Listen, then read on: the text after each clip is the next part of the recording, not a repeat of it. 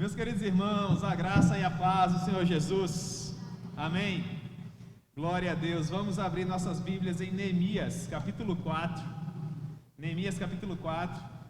E nós pensaremos um pouco hoje à noite acerca do tema oração e ação. Neemias e a luta contra os adversários da fé.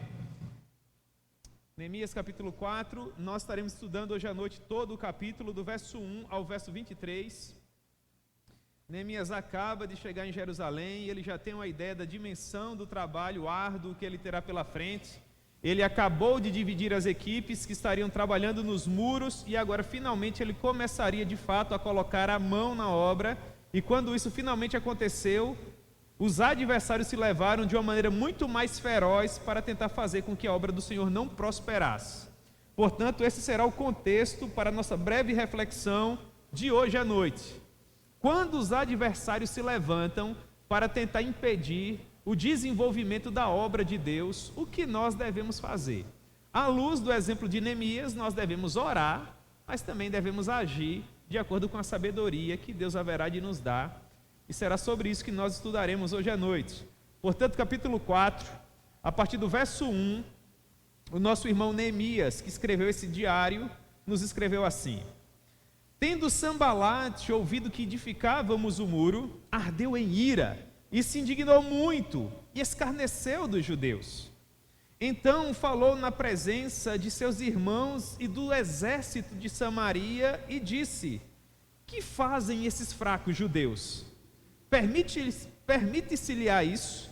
Sacrificarão, darão cabo da obra em um só dia? Renascerão acaso dos montões de pó as pedras que foram queimadas?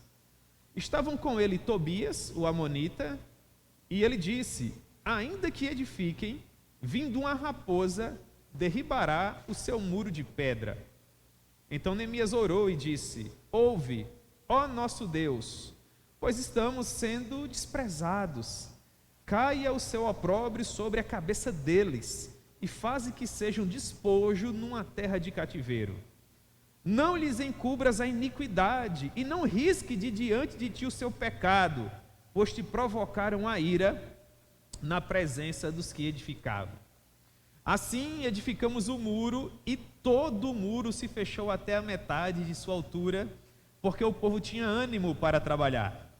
Mas ouvindo Sambalate e Tobias, os arábios, os amonitas e os asdoditas, que a reparação dos muros de Jerusalém ia avante, e que já se começavam a fechar as brechas, eles ficaram sobremodo irados. E ajuntaram-se todos de comum acordo para virem atacar Jerusalém e suscitar confusão ali. Nós, porém, oramos mais uma vez ao nosso Deus e pedimos a Ele proteção, mas além disso nós colocamos guardas contra eles, tanto de dia como de noite. Então disse Judá: Já desfaleceram as forças dos carregadores, e os escombros são muitos, de maneira que nós não podemos mais edificar o muro. Disseram, porém, os nossos inimigos: Nada saberão disso, eles nem verão. Nós vamos entrar no meio deles e nós vamos matá-los, e dessa maneira a obra vai parar.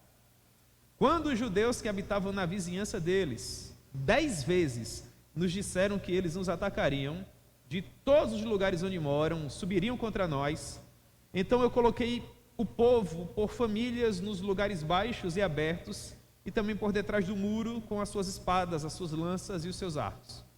Eu inspecionei o muro, me dispus e conversei com os nobres, com os magistrados e com o restante do povo. E falei para eles: Não tenham medo, lembrem-se do Senhor, que é grande, que é temível, e vamos pelejar junto dos nossos irmãos, dos nossos filhos, das nossas filhas, das nossas mulheres, vamos lutar por nossas casas. E quando os nossos inimigos ouviram que nós sabíamos o que eles pretendiam fazer e que Deus havia frustrado o desígnio deles, finalmente nós sentimos paz para voltar ao muro, cada um a sua obra correspondente. Daquele dia em diante, metade dos moços trabalhava na obra e a outra metade ficava armada com lanças, escudos, arcos, couraças, e os chefes permaneciam por detrás dos muros, de frente das suas casas. Os carregadores trabalhavam carregando cargas, mas todos eles também possuíam espadas que traziam na cintura. Os edificadores traziam também espadas à cinta, e assim eles edificavam. Aquele que tinha a responsabilidade de tocar a trombeta, caso os inimigos aparecessem, estava todo o tempo perto de mim.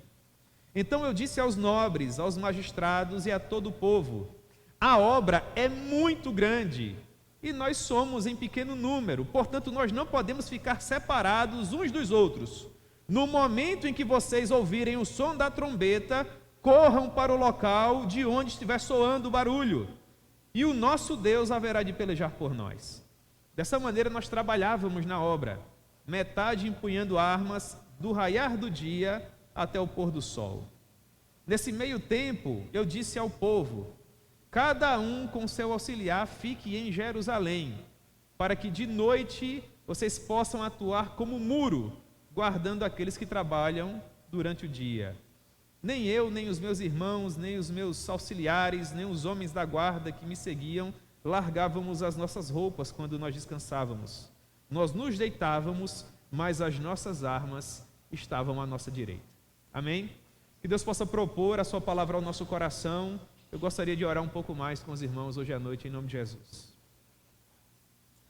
Senhor, nós amamos o Senhor, nós agradecemos a Ti por mais essa noite na Tua presença, muito obrigado. Nós estivemos aqui estudando, ó Deus, um capítulo que é muito precioso ao nosso coração, que fala a respeito de um homem que não tinha as prerrogativas humanas para uma obra tão elaborada, mas que ao longo da sua jornada de 52 dias, como um grande edificador, como um grande administrador, nos deu prova de que aquele que ama a obra de Deus e se envolve com ela, reúne condições pela graça do Senhor de realizar algo extraordinário. Portanto, ajuda-nos, Senhor, a compreender todo o denodo e toda a paixão que Neemias nutria em seu coração para com a obra de Deus.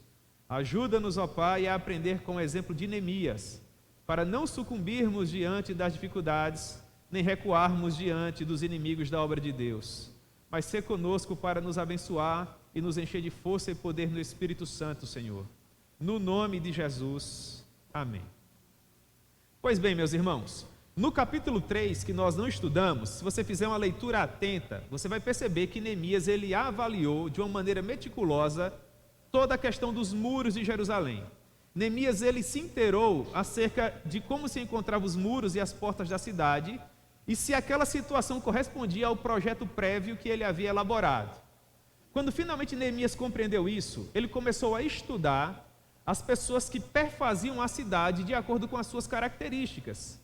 Porque a obra era grandiosíssima, uma obra muitíssimo elaborada. Para vocês terem uma ideia, os muros possuíam pelo menos 2 quilômetros de comprimento, pelo menos 1 metro de largura, e chegavam em alguns locais a ter cerca de 6 metros de altura. Portanto, toda a população que Neemias tinha à sua disposição dentro dos muros de Jerusalém, precisava unir forças para que aquela obra finalmente pudesse ser executada. E foi dessa maneira que Neemias avaliou a população que havia dentro da cidade, levando em consideração as suas peculiaridades. Por exemplo, Neemias começou a dividir os habitantes da cidade de acordo com as suas características. Nós encontramos no capítulo 3, verso 8, que haviam pessoas que possuíam uma perícia em determinada área. Por exemplo, ourives, perfumistas. Então Neemias reuniu esse povo e disse: vocês vão trabalhar nessa área específica do muro.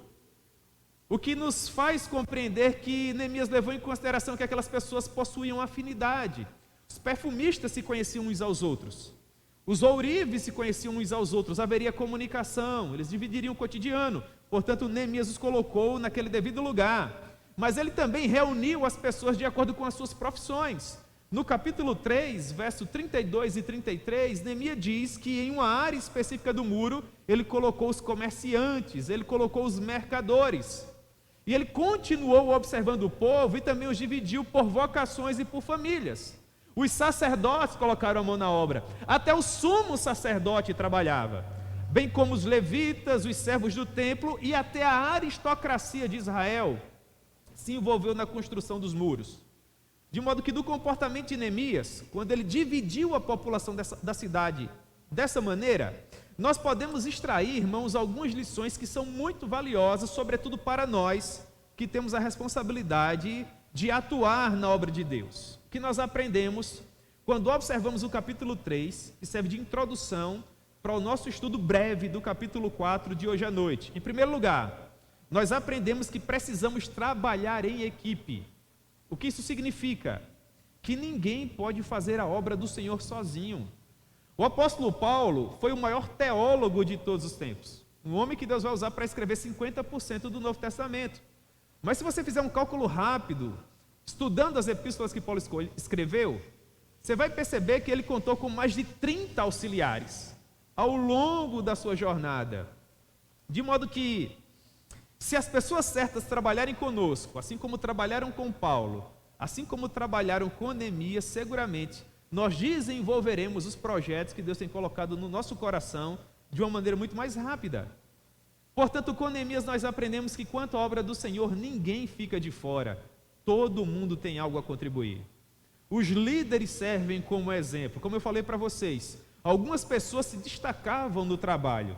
Lá no versículo 20 do capítulo 3, Neemias vai nos dizer que havia um rapaz chamado Baruque, filho de um homem conhecido como Zabai, que trabalhava com grande ardor na parte que lhe compreendia. Portanto, haviam pessoas que lideravam esses grupos, que se destacavam das demais. Até o próprio sumo sacerdote também transpirava carregando aquelas pedras. Portanto, nós devemos trabalhar em equipe. Mas, em segundo lugar, nós devemos nos preocupar em colocar cada pessoa no seu devido lugar. Nós devemos levar em consideração características, peculiaridades, dons, vocação, talento, porque quando você faz aquilo que você ama, com certeza você desenvolve muito melhor. Há inclusive um adágio popular que diz que quando você faz o que ama, você não tem que trabalhar nenhum dia da sua vida, porque aquilo para você se torna, na verdade, um grande prazer. Terceiro lugar, nós devemos buscar harmonia no trabalho e procurar facilidades. É o que Neemias nos ensina. No verso 23 e nos versos 28 a 30 do capítulo 3, Neemias diz que ele procurou colocar cada pessoa próximo da sua casa. E perceba como isso é interessante. Uma coisa é Jânio, por exemplo, reformar o muro que está próximo da minha casa. Se bem que Jânio é meu amigo há muitos anos. Mas outra coisa completamente diferente é Jânio restaurar o muro que está de frente à casa dele.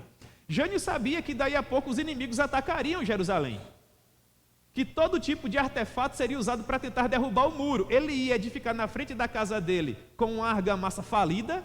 É claro que não, ele ia reforçar, trabalhar para garantir a segurança dele, da esposa e dos filhinhos. Neemias foi profundamente estratégico. As pessoas trabalhavam junto de casa, alguns em frente à própria casa, como nos diz o verso 28 ao verso 30.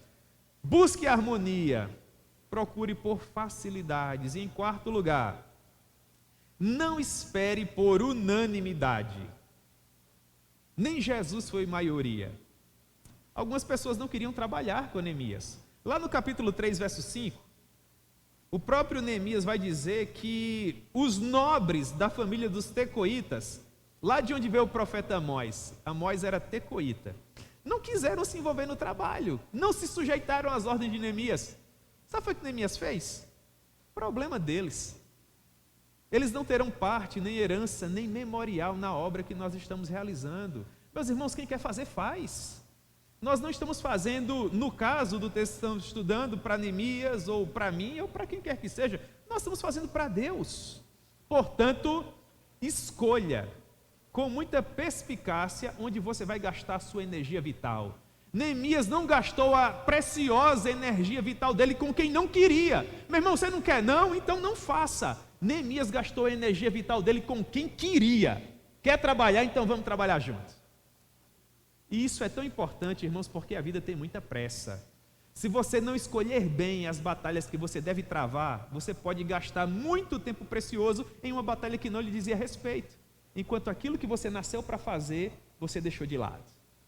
Então escolha bem aquilo que Deus te chamou para fazer. Pois bem, nós entendemos o contexto do capítulo 3 e agora vai ficar mais fácil compreender o capítulo 4. O que nós aprendemos? Do verso 1 ao verso 6, Neemias vai nos dizer que quando Sambalate era o governador da região de Samaria, que ficava na fronteira da região mais ao sul de Israel. Quando Sanbalate, governador da região de Samaria, soube que Jerusalém estava sendo reconstruída, ele ardeu em ira e se indignou muito e escarneceu dos judeus. E ele falou para o exército de Samaria, propondo algumas proposições para tentar fazer com que aquelas pessoas se levantassem junto com ele para atrapalhar a obra. Ele dizia no verso 2: que fazem esses fracos judeus? Nós vamos permitir que eles edifiquem? Vamos permitir que eles sacrifiquem? Eles vão de fato executar esse projeto? Eles vão de fato reconstruir essa cidade? E havia ao lado de Sanbalate um homem chamado Tobias, que fazia parte do povo dos amonitas, que disse: eles podem até reconstruir Sanbalate, mas se uma raposa se escorar no muro, vai derrubar. Irmãos, a muralha deveria proteger a cidade. Se uma raposa escorasse e derrubasse, a coisa estava muito mal feita. Quando Neemias ouviu tudo aquilo que aqueles homens falavam, ele foi orar a Deus. Ele fez uma oração que na teologia nós chamamos de oração imprecatória. Ele pediu de uma maneira muito educada que tudo que eles desejavam caísse sobre a cabeça deles. Que eles fossem derrotados por um exército inimigo e levados em cativeiro para aprender a não se levantar contra o povo do Senhor. E dessa maneira Neemias começou a edificar a obra e o muro chegou à sua metade. Pois bem, se nós fôssemos resumir esses 6 versículos que eu acabei de ler para vocês aqui, 2 coisas deveriam nos chamar muito a atenção. Em primeiro lugar, os inimigos da obra do Senhor sempre vão tentar se unir para fazer com que a obra não prospere. Nós sempre teremos inimigos caminhando em paralelo àquilo que nós estamos fazendo. Eles viviam num país fronteiriço, a uma distância considerável de Jerusalém, mas quando eles souberam que a cidade estava sendo reconstruída, eles arderam em ira. Não sabiam eles que todo aquele que se levanta contra a obra do Senhor não está lutando necessariamente contra a igreja, mas está lutando contra o próprio Deus, porque a obra não é nossa, irmãos, a obra é de Deus. Quem se levanta contra nós, na qualidade de ministros, na qualidade de missionários, fazendo o que Deus nos chamou para fazer, na verdade se levanta contra o próprio Deus. Saulo de Tarso achava que perseguia pobres nazarenos, e quando ele se encontra com o Senhor no caminho para Damasco, Jesus não diz para ele: porque tu persegue o meu povo, ou porque tu persegue a liderança da minha igreja. Jesus falou para o Saulo: porque é que você me persegue? Porque você persegue a mim, porque ele é o Deus da obra. Portanto, não era necessariamente Jerusalém ou Neemias que estavam sendo atacados, mas era a obra do Senhor e o próprio Deus que estavam ali, irmãos, naquela berlinda. Não sabia Sanbalate que ele estava entrando numa luta contra o próprio Deus Todo-Poderoso, que não se deixa escarnecer, que não conhece a batalha, ou melhor, a derrota. Mas em contrapartida com isso nós também aprendemos que todos quantos se levantam para fazer a obra do Senhor serão perseguidos. É o que Paulo ensina para Timóteo. 2 Timóteo capítulo 3, versículo 12. Ora, todos quantos querem viver piedosamente em Cristo serão o quê? Perseguidos, o inimigo vai se levantar. Por que é que Jesus diz que as portas do inferno não prevaleceriam contra nós? Porque vão tentar nos resistir, vão tentar nos fazer parar, vão se levantar. E o que nós vamos fazer, irmãos? Ficar ressabiados no meio do caminho, dizendo para Deus que temos inimigos a todo lado? Não, nós somos a infantaria do céu, nós vamos lutar. Quer se levantem os inimigos para nos achincalhar, para nos difamar, para nos bater, para tentar nos matar, não importa. No mundo nós teremos aflições, devemos ter bom ânimo, porque maior é aquele que se encontra conosco. A primeira arma levantada pelos inimigos foi o descrédito. Eles queriam desestabilizar emocionalmente Neemias. Eles sabiam que Neemias estava com um projeto preparado, que Neemias já havia avaliado a cidade, Neemias já tinha até dividido as equipes. A obra estava prestes a começar, então vem Sanbalate, reúne o exército de Samaria e diz: que fazem esses fracos judeus? Em outras palavras, permitiremos que eles trabalhem em paz? É isso que Sanbalate está querendo dizer. Ele continua: permite-lhe isso? Em outras palavras, ficaremos de braços cruzados enquanto eles restauram os muros? Sanbalate continua: sacrificarão. Dito de outra forma, Nós vamos deixar que eles restabeleçam o templo do Senhor e a glória do Deus de Israel? A luta sempre é contra Deus. E o exército de Samaria está lá ouvindo, e Sanbalate continua: darão cabo da obra em um só dia. Chegavam as informações dizendo: o povo está motivado, os grupos foram bem distribuídos, as pedras estão sendo colocadas no lugar, a argamassa é bem feita. Sanbalate se desespera e diz: eles vão terminar em um dia. É como se ele estivesse dizendo: será que a gente vai deixar que esse projeto prospere? Será que Jerusalém renascerá dos montões de pó? As pedras que outrora foram queimadas serão reerguidas? O que estava no coração de Sanbalate? Eu não quero ver a prosperidade do povo do Senhor. Eu não quero ver a glória de Deus se manifestar. Quando você, meu irmão, se levanta para fazer a obra de Deus e os inimigos se levantam para tentar atrapalhar, o que está no coração deles é a mesma coisa. Não querem ver a prosperidade do povo do Senhor. Não querem ver a glória de Deus se manifestando. A luta não é contra você. Você não é tão importante, meu irmão. Você não é tão festejado. A luta é contra ele. Você é um soldado, uma ferramenta. Neemias sabia disso, que o propósito de Sanbalate era paralisar o esforço por meio da indução ao desespero, da falta de esperança. Sanbalate queria desestabilizar o povo. Por quê? Porque o trabalho era muito árduo. A muralha tinha sido destruída há quase 200 anos. Muito mato tinha nascido, árvores até, as pedras pesavam toneladas. Eles tinham que recolher as pedras, limpar, transportar, colocar no lugar, colmatar com argamassa e tudo bem feito, um trabalho dificílimo, com muitos prumos, com muitos caibos, com muitas roldanas, um trabalho perigoso. Uma pedra dessa esmagava uma pessoa e a matava em um átimo de segundo. As pessoas, portanto, teriam um trabalho dificílimo para executar, de modo que eles precisavam de muita motivação. Eles precisavam, na verdade, da motivação ideal. Se a moral do povo fosse abalada, daí a pouco eles estariam cabisbaixos ali no trabalho do Senhor. E Neemias sabia disso melhor que ninguém. Portanto, na proporção em que os inimigos se uniram, Neemias também se uniu, em primeiro lugar com Deus, e em segundo lugar com o povo. E ele ouviu o que as pessoas falavam. Por exemplo, Sanbalate disse: se uma raposa se encostar no muro, vai derrubar. O escárnio, irmãos, é uma estratégia que é utilizada até hoje. As pessoas vão menear a cabeça, não vão concordar, vão ridicularizar. O que você vai fazer, meu irmão? Vai se trancar no quarto para chorar? Você sabe qual é a voz que você está ouvindo, quem é que tem chamado você. Entenda que nós estamos em uma batalha pelo que há de mais importante em todo o universo, que é a alma de um homem.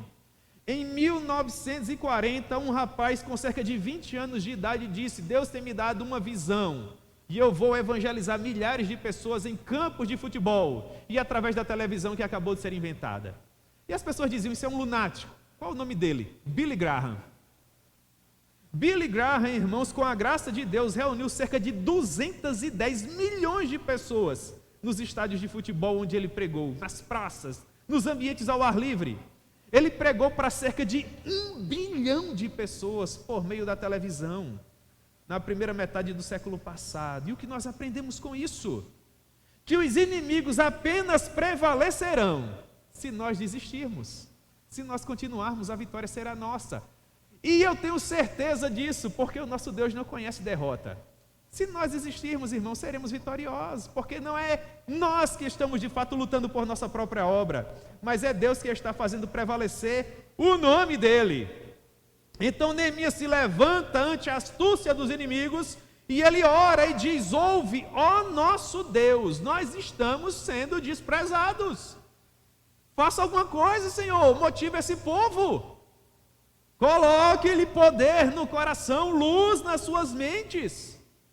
Ele pediu pelo socorro divino, porque Neemias conhecia o poder debilitante das palavras do inimigo. Há pessoas preciosas, outrora apaixonadas por Jesus, que ouviram um comentário, deixaram de pregar. Ouviram um comentário e deixaram de cantar. Ouviram um comentário e deixaram de evangelizar. Meu irmão, quem tem que lutar pelo seu ministério é você. E Neemias tinha convicção no coração. Neemias estava dizendo: eu não viajei o mundo todo, abri mão do meu grande salário, do cargo maravilhoso que eu tinha, para ser derrotado por esses incircuncisos, um samaritano e um amonita. Senhor, é o teu nome. Que o Senhor se levante, grande e temível. Que maravilha, hein, irmãos? Então Neemias rogou pelo julgamento divino sobre os inimigos dele. Não lhes encubra a iniquidade, Senhor. Não risque diante de ti o pecado deles. Faz alguma coisa, se o Senhor não for conosco, não prevaleceremos. Por 52 dias esse povo procurou atrapalhar a obra que Neemias realizava. Mas olha para o versículo 6. Pressão por todos os lados, e Neemias diz: assim edificamos o muro. O povo está murmurando, reclamando, uma raposa vai encostar, vai derrubar, o exército vai se levantar, os inimigos prevalecerão. E Neemias fazia o quê? Trabalhava. Direcione a sua energia vital para aquilo que Deus chamou você a fazer. Deus não chamou Neemias para estar discutindo com Sambalate, Tobias, Gesem, o Arábio, coisa nenhuma. Deus chamou Neemias para fazer o muro, vamos construir o muro. Deus chamou você para quê, meu irmão? Qual o seu dom, qual o seu talento? Você tem lutado pelo quê? Qual a tua razão de ser sobre a face da terra? Lute por isso, não perca tempo, direcione bem a sua energia vital. Quanto mais próximos dos nossos objetivos nós tivermos, maiores serão as nossas dificuldades. Quanto mais estivermos mais próximos daquilo que Deus tem colocado em nosso coração, mais o inimigo vai se levantar. Nesses momentos, quando estivermos mais próximos dos nossos objetivos, nós precisaremos de muito mais ânimo. Porque quanto melhores nós ficamos naquilo que Deus nos chamou para fazer, mais nós somos pressionados. É tão bonito ver isso, meu irmão. Há tantos irmãos preciosos aqui no MEDS, por exemplo, que têm desenvolvido um trabalho tão precioso. Meu irmão, as pessoas vão pressionar você. Se Deus te der uma voz, vão pressionar você. Se Deus te der capacidade para fazer alguma coisa, as pessoas vão fazer comentários ao teu respeito, porque você vai estar em evidência, meu irmão. Proteja o seu coração, proteja a sua mente. Não seja tão infantil. Entenda que você está numa batalha e que o inimigo veio para matar, roubar e destruir. Busque forças no Senhor, levante a cabeça e continue lutando. Como a obra avançava, a quantidade de inimigos aumentava. Versículo 7, Neemias diz assim: mas ouvindo Sambalate, Tobias, e os arábios, e os amonitas, e os asdoditas, que a reparação dos muros de Jerusalém estava avançando, e que as brechas estavam sendo tapadas, eles ficaram ainda mais irados, e ajuntaram-se todos de comum acordo para virem atacar Jerusalém, para suscitar confusão ali. Versículo 9, Neemias sempre começava dessa maneira: porém nós oramos ao nosso Deus. Mas Neemias também agia. E colocamos proteção, pusemos guardas contra eles, tanto de dia como de noite. Percebam, começou com Sambalate, depois apareceu Tobias. Agora no versículo 7 é Sambalate, Tobias, os arábios e os asdoditas. Os inimigos apenas o quê? Se levantam. Se você for tão curioso como eu e pegar o mapa do Antigo Testamento, você vai olhar para Jerusalém e vai perceber que Sambalate ficava na região mais ao norte, Tobias ficava na região mais ao leste, os arábios ao sul e os asdoditas ao oeste. Em outras palavras, Neemias estava literalmente cercado por todos os lados. Contudo, versículo 7, a parte B: quanto mais os inimigos se levantavam, mais a obra avançava. Que coisa preciosa, irmãos! Neemias poderia estar com os joelhos dobrados dizendo: ah, Senhor, é Sambalate, ah, Senhor, é Tobias, ah, Senhor, são os asdoditas, ninguém me ama, ninguém me vê, parece que o Senhor não me enviou, parece que eu não tenho cartas do rei, porque nada prospera aqui. Neemias trabalhava. Vamos trabalhar, irmãos, vamos arregaçar as mangas. Como você quer ser lembrado? Para Neemias era pouco ser o copeiro, ele queria ser o governador da província Trans-Eufrates, e foi para a glória de Deus. Você quer pregar, meu irmão? Pregue. Você nasceu para evangelizar? Evangelize. Você nasceu para cantar? Então cante. Gaste os dons e talentos que Deus te deu para a glória do nome dEle. Que lição importante nós temos aqui. Neemias sabia exatamente onde concentrar as suas energias. Não no alarido do inimigo, mas na obra de Deus. Neemias escolhia bem as batalhas que ele travaria. Portanto, como o ódio foi frustrado, verso 1, como o escárnio foi frustrado, verso 3, o próximo passo é o ataque físico. Vão tentar desestabilizar você emocionalmente. Vão escarnecer de você para você não usar mais os seus dons e os seus talentos. Se você prevalecer, no caso de Neemias, eles se levantaram no ataque físico, versículo 8. Ajuntaram-se todos de comum acordo para atacar Jerusalém. Perceba. O objetivo não era meramente matar os judeus. O objetivo era fazer a obra parar. No final do verso 8, Neemias é específico, ele diz: eles queriam suscitar o quê?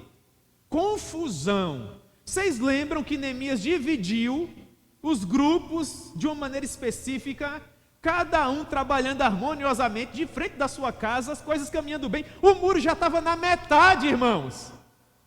O que foi que eles pensaram? Vamos confundi-los, igual aconteceu em Babel. Vamos atrapalhá-los. Eles vão parar a obra, eles não vão suportar. Se existe algo que causa ódio no inimigo, é a vida de retidão dos homens de Deus. O inimigo não suporta ver você trabalhando. Quer fazer um teste? Por exemplo, você está frequentando a igreja há algum tempo, a sua vida vai muito bem, obrigado. Se envolva num departamento. Se matricule no seminário. Começa a atuar numa agência missionária. Entre num grupo de evangelismo, você vai ver, meu irmão. Ah, pastor, você está desejando algum mal a mim? Claro que não. Eu estou te dizendo que quando você se envolver na obra, você vai se tornar de fato inimigo do tentador das nossas almas. Enquanto você for um soldado inofensivo, meu irmão, ninguém vai se levantar contra você. Você vai ser um daqueles que vão dizer: ah, meu Deus do céu, mas também esse povo exagera. Estou na igreja há 30 anos e eu não sei o que é essa batalha que esse povo diz. Você nunca fez nada, meu irmão. É inexpressivo. Se levanta como um soldado valoroso. Certa vez, Spurgeon aconselhava um seminarista que dizia que ele exagerava quando pregava o evangelho, dizendo que as pessoas tivessem cuidado contra o tentador, contra o Satanás. Porque, segundo aquele garoto, ele já caminhava na igreja há muito tempo e nunca havia se encontrado com esse Satanás, nunca havia passado por um tipo de provação tão severa quanto Spurgeon colocava diante dos alunos quando pregava no seminário. E Spurgeon olhou nos olhos daquele garoto e respondeu assim: também pudera. Como é que duas pessoas que caminham na mesma direção podem se encontrar um dia? Agora, se nós caminhamos em sentidos opostos, inevitavelmente o que vai acontecer um dia, irmãos? Satanás caminha para o lago que arde com fogo e enxofre. Nós caminhamos para Jerusalém celestial. No mundo tereis aflições, vocês vão travar batalhas, mas tenham bom ânimo, porque eu venci o mundo.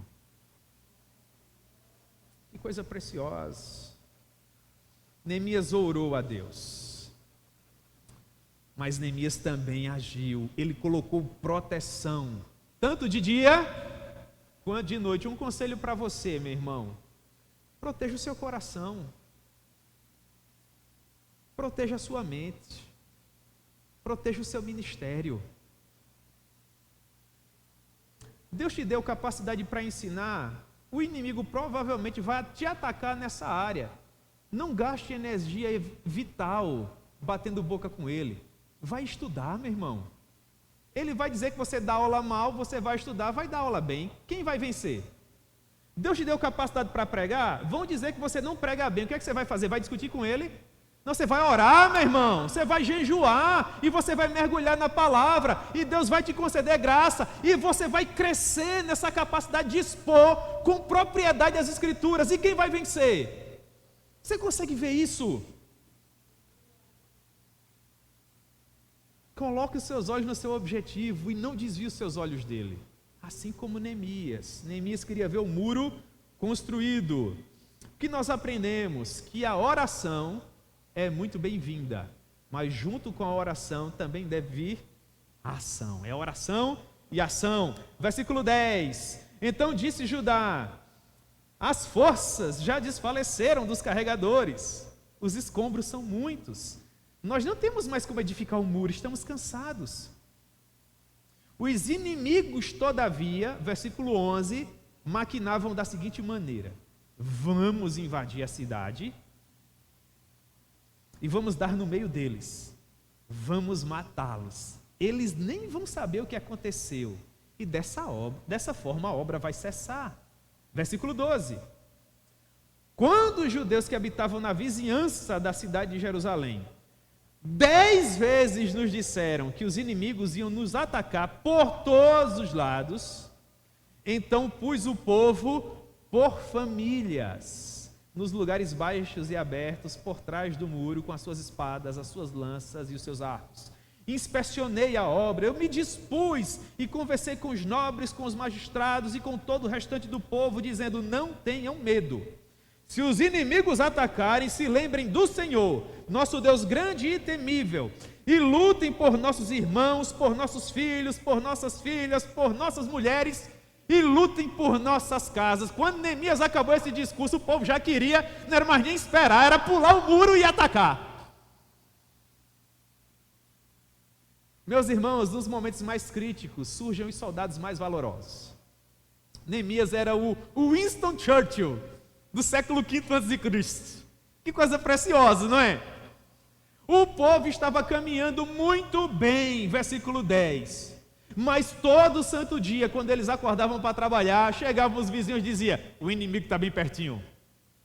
Eles vêm do norte, do sul, do leste, do oeste, e o pessoal estava trabalhando agora assim, ó. Daí a pouco, os da linhagem de Judá disseram: Neemias, nós não suportamos mais, cara. Cada pedra do tamanho do mundo, para limpar, transportar, colocar no lugar, e ainda por cima, toda hora a gente sente a espada entrando nas costas. O inimigo, irmãos, começava a encontrar uma brecha. Não havia brecha nos muros, versículo 7 e 8, mas estava havendo uma brecha agora onde? No coração do povo. Vocês conseguem ver isso? Eles estavam ficando com medo. Quando nós começamos a olhar para a dificuldade, mais do que nós olhamos para Deus, nesse momento nós devemos ter cuidado. Porque os inimigos virão nisso uma oportunidade. Quando os inimigos perceberam que parte daquelas pessoas estavam com medo, eles disseram assim no versículo 11: eles não sabem o que está prestes a acontecer com eles. Na verdade, eles nem verão, até que nós entremos no meio deles e os matemos. Isso aqui não é guerra bem travada, isso aqui é tática de guerrilha. É o ataque covarde, na calada da noite, na surdina da madrugada. As pessoas estavam preocupadas. Agora olha para o final do versículo 11. Neemias sempre repete isso. O que é que ele diz? Eles vão nos atacar, vão nos matar. O objetivo é de fato nos matar? Final do verso 11. O que é que eles queriam? Fazer cessar a obra. O inimigo vai procurar destruir a obra. Quando ele não conseguir, ele vai tentar destruir você. Porque destruindo você, consequentemente, ele estará destruindo o quê? A obra. Você consegue perceber isso? O objetivo não é necessariamente matar o homem de Deus, a mulher de Deus. O objetivo não é derrubar o pregador, não é derrubar o cantor, não é derrubar o evangelista. O objetivo é fazer a obra parar. A morte, ou o pecado moral, a queda, é uma mera consequência. Neemias nos ensina que o homem de Deus, a mulher de Deus, não fracassa quando morre no campo de batalha. O homem de Deus e a mulher de Deus fracassa quando não consegue dar continuidade à obra de Deus. Neemias contra-ataca como? Orando e agindo. Quais foram as estratégias utilizadas por Neemias para vencer a mais esse ataque? Verso 12. Ele olha, ele percebe que as pessoas estão temerosas, que o ataque poderia vir de todos os lados, então Neemias mais uma vez, estrategicamente, se certificou do ataque. Ele é enfático ao dizer, eu esperei ouvir 10 vezes que eles iam atacar. Neemias ouviu uma, continuem trabalhando. Neemias, o povo vai atacar. Segunda, continuem trabalhando. Neemias, o povo vai atacar. Terceiro, meu irmão, vai colocar aquela pedra no lugar, abençoado. Carrega o monturo ali. 4, 5, 6, 7. Na 10ª vez, Neemias, agora eu vou me preocupar. A coisa parece que agora de fato está arquitetada. Portanto, Neemias se certificou do provável ataque. A psicologia nos diz que a cada 10 problemas com os quais nós nos preocupamos, apenas 3 de fato acontecem. E quase nunca com a proporção que nós imaginávamos que eles aconteceriam. Olha quanta energia desperdiçada. Em segundo lugar, Neemias encheu o coração daquelas pessoas de zelo, fazendo com que elas lutassem por aquilo que elas amavam. Olha para o versículo 13, ele diz assim, eu pus o povo por famílias. Uma coisa é Jânio lutar por mim, Jânio é o meu exemplo de hoje à noite. Outra coisa completamente diferente é Jânio lutar por Kézia. Lutando por mim, que sou amigo dele há tantos anos, ele vai se dedicar e muito. Agora, lutando por Kézia, irmãos, vai vir com sangue nos olhos o homem. Vai botar a faca na boca e vai partir para a guerra. Neemias percebia isso. Ele trabalhou o zelo, ele trabalhou a motivação. E no versículo 14 ele disse assim, lembrem-se do Senhor quando eles atacarem. O nosso Deus é grande, o nosso Deus é temível. Lutem por vossos irmãos, lutem por vossos filhos, lutem por vossas filhas, lutem por vossas mulheres, lutem por vossa casa. Se eu estivesse ali no meio, eu já estava gritando, feito um guerreiro. Cadê o povo para começar essa guerra de uma vez? Não é isso, irmãos? Bons líderes fazem a diferença. Grandes homens de Deus fazem a diferença. Pessoas apaixonadas por Jesus fazem a diferença. Nós não lutamos por um prédio público, nós não lutamos por uma placa, nós lutamos por nossas famílias e por nossas esposas e por nossos filhos. Nós lutamos pelo povo do Senhor, irmãos. Que coisa preciosa. Pois bem, com base nisso, continue fazendo a obra de Deus, apesar da oposição. Vamos lá? Verso 15. E sucedeu que, ouvindo os nossos inimigos, que nós já sabíamos o que eles estavam tramando e que Deus havia frustrado o plano deles, nós voltamos ao muro, cada um a sua obra. Daquele dia em diante, metade das pessoas trabalhavam na obra e a outra metade estava armada. Os carregadores carregavam as cargas, mas levavam as espadas. Os edificadores traziam a espada na cinta e assim edificavam o muro. O que era responsável por tocar a trombeta não tinha um alarme que nós tínhamos hoje. Se os inimigos avançassem, uma trombeta era tocada. Aí Neemias, estrategicamente, o que vai tocar, fique perto de mim. Por quê?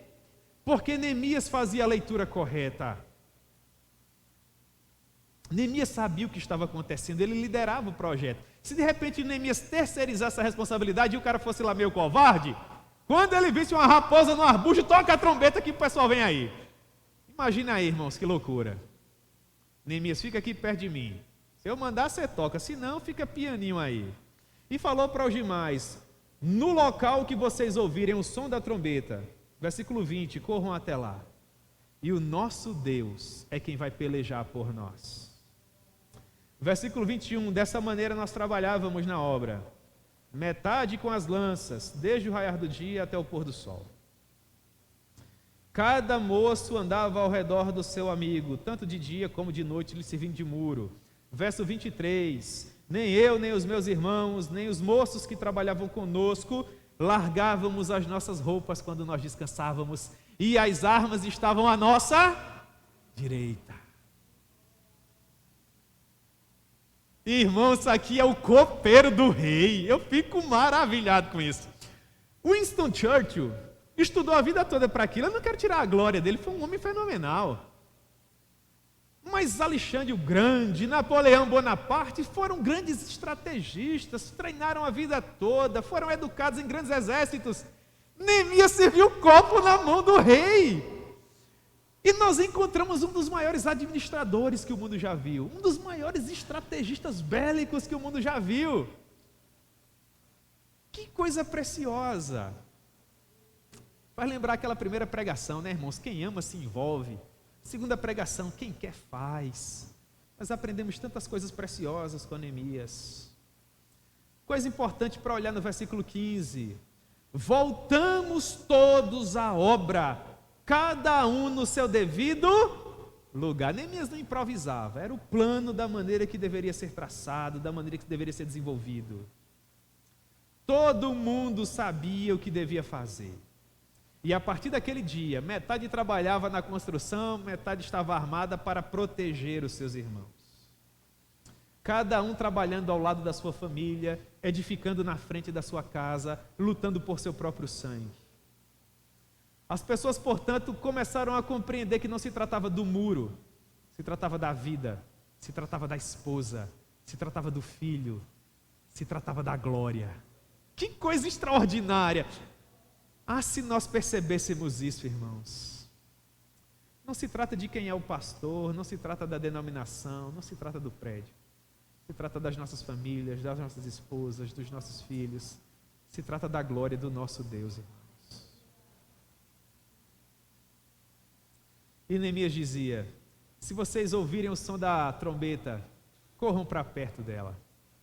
Vistam a camisa, comprem a visão. E vamos lutar por tudo aquilo que nós amamos e por tudo aquilo que nós acreditamos. No verso 19, e aqui nós caminhamos para o final, ele nos dá uma lição das mais belas em termos de liderança. Quando ele diz que grande era a obra e extenso desafio, e que em dado momento ele percebia que as pessoas que trabalhavam se encontravam muito distantes umas das outras. E ele dizia: nós precisamos estar mais unidos, nós precisamos estar mais próximos. Quando surgir a necessidade, corram até ela e deem o melhor que vocês puderem. Com Neemias nós aprendemos que o maior obstáculo à obra de Deus não é o inimigo que vem de fora com o objetivo de nos separar, mas o irmão que está dentro dos muros conosco, mas que não quer se unir. Nós precisamos nos unir, meus irmãos, pela obra de Deus e pela glória do nosso Deus. Todos então trabalhavam com olhos e ouvidos bem abertos. Se a trombeta tocasse, eles deveriam correr. Por 52 dias o risco de ataque era iminente.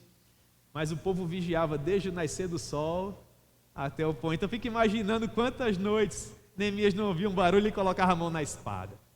Está tudo bem. E assim é a vida de um homem ou uma mulher de Deus. Basta um galho quebrar, o farfalhar de uma árvore, e você já está com a mão na espada, preparado para lutar contra o seu inimigo. O que lembra aquela história que os puritanos contavam na época deles, né? De que um poderoso pastor, pregador, certa vez levantou à noite, porque ouviu um barulho no porão da casa, e ele foi averiguar com a vela acesa o que significava aquele barulho, e quando ele chegou lá, era Satanás. E ele colocou a vela assim, e percebeu que era Satanás, e falou: é você, Satanás, e voltou para dormir. Quando você está preparado, você não teme o inimigo. Você sabe o que ele pode fazer, você sabe o poder que ele tem, mas você sabe que maior é aquele que está com você. Porque o guarda de Israel não dorme. Neemias sabia que ele estava envolvido numa questão de vida ou morte. Seja para a vida, seja para a morte, que Deus fosse glorificado em todas as coisas. Neemias até sabia que os inimigos poderiam prevalecer, mas ninguém em Israel poderia se levantar para dizer que Neemias não deu o seu melhor, que Neemias não amava aquilo que ele estava fazendo. Você não tem que ser o melhor naquilo que você faz, meu irmão, mas você tem que se dedicar ao ponto, para as pessoas olharem para você e dizer: ele se esforça, ele ama o que faz. E eu creio que isso será suficiente. Amém, meus irmãos? Pois bem, Neemias e os seus auxiliares, desde o princípio da obra até o fim, se comportavam da mesma maneira. Eles trabalhavam, eles vigiavam e eles oravam. E na minha maneira de ver, trabalhar, vigiar e orar é o segredo para nós termos sucesso em tudo aquilo que nós formos fazer na obra de Deus. Amém? 3 aplicações. Em primeiro lugar, procure trabalhar ao lado de pessoas que desejam ver o desenvolvimento da obra de Deus. Procure trabalhar ao lado de pessoas que desejam ver o desenvolvimento da obra de Deus. Eu procuro fazer isso na minha vida, irmãos. Eu procuro caminhar com pessoas que são mais apaixonadas por Jesus do que eu. Porque do contrário, elas não vão agregar lá muita coisa. Estou falando de parceiros. Porque pessoas para conviver nós temos aí aos borbotões, não é? Mas edificando o muro ao meu lado, eu quero quem é apaixonado por Jesus. Em segundo lugar, tenha sempre em mente que grandes responsabilidades são acompanhadas de grandes pressões. Quer se envolver na obra do Senhor, meu irmão, você vai ser pressionado. Quer atuar na obra do Senhor, as pessoas vão olhar para você, vão apontar para você. Mas não se preocupe, o Deus que te concedeu graça para entrar, vai ser fiel para te conceder graça até o fim. Isso acalenta tanto o meu coração, irmãos. Era um conselho de Spurgeon para os alunos dele no 4º ano de seminário. Pessoal ali ressabiado, o seminário estava acabando, eles iam ser ordenados, com medo da responsabilidade. Spurgeon dizia: se Deus lhes conceder graça para entrar no ministério, Ele vai conceder graça para que vocês triunfem até o fim. Se vocês caírem dos dois, ou não houve graça suficiente para entrar, ou não houve graça suficiente para permanecer. Em qualquer dos casos, você não foi de fato vocacionado. Que responsabilidade, hein, irmãos?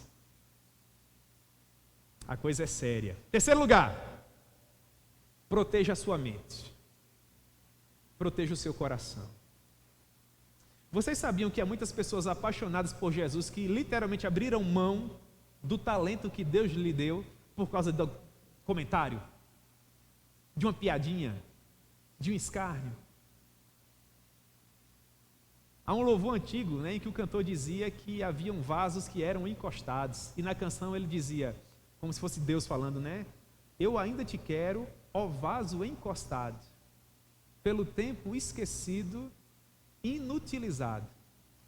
E se para nada prestas, e achas que não tem mais jeito, te tomo e refaço, pois quem é o vaso diante do oleiro?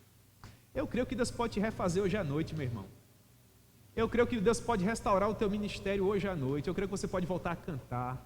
Eu creio que você pode voltar a evangelizar. Eu creio que você pode voltar a pregar, com a mente iluminada, com o coração protegido, e agora sabendo que você está no campo de batalha. E se o inimigo, com uma piadinha, com uma fofoquinha, com um comentário, tiver poder de te fazer parar, meu irmão, que soldado é você? Pelo amor de Deus, não é? Neemias, coitado, inimigos por todos os lados, é faca, é lança, é espada, e estava lá, dormia com a espada de lado. Deixa vir para eles verem com quem é que eles estão mexendo. Você tem que ser assim também, por sua família, por sua esposa, por seus filhos, por seus irmãos, pela obra de Deus. Amém? E finalmente, não confunda batalhas pontuais com toda a guerra. Uma coisa é uma batalha, outra coisa completamente diferente é a guerra. Haverão dias em que você vai cantar mal, haverão dias em que você vai pregar mal, haverão dias em que você não vai dar aula tão bem. Significa dizer que você perdeu a batalha? Significa dizer apenas que você é humano.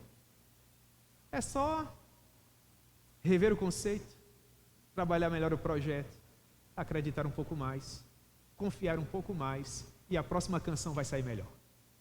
E a próxima pregação com certeza vai sair melhor.